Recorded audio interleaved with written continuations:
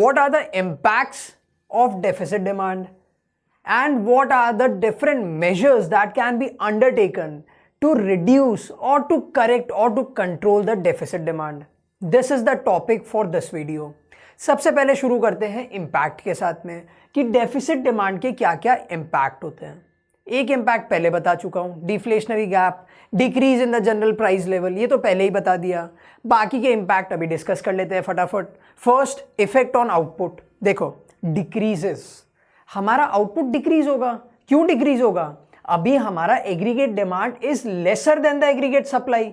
हम प्रोड्यूस कर रहे हैं 100 यूनिट्स, लोग खरीद रहे हैं 50 units.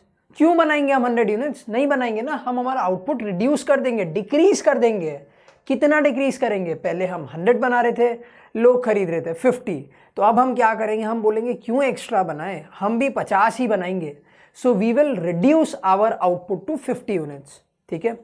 Second is effect on employment. अब देखो, अब हम कम प्रोड्यूस कर रहे हैं तो हम कम लोगों को हायर करेंगे, दैट मीन्स अनएम्प्लॉयमेंट क्रिएट होगी, there will be a reduction in employment, so employment decreases.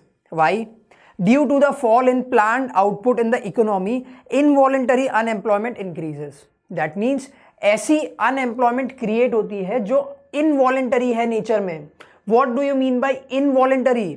मतलब उन्होंने अपनी मर्जी से जॉब नहीं छोड़ी है, दे वर लेड ऑफ। ठीक है, उनको ले ऑफ कर दिया है।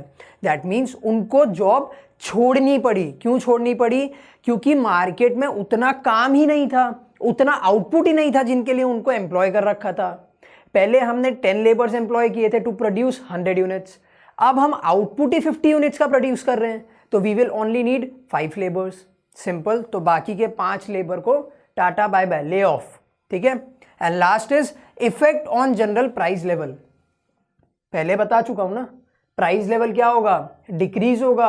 क्यों डिक्रीज होगा? Because of the deflationary gap. So in this case all the 3 things will reduce. ठीक है। आपके माइंड में एक क्वेश्चन चल रहा होगा कि एक्सेस डिमांड में तीनों चीज इंक्रीज क्यों नहीं होती? क्योंकि एक्सेस डिमांड वाले सिचुएशन में हम ऑलरेडी फुल एम्प्लॉयमेंट इक्विलिब्रियम पे काम कर रहे थे, तो हमारे पास में आउटपुट या एम्प्लॉयमेंट को इंक्रीज करने का तो कोई स्कोप ही नहीं था।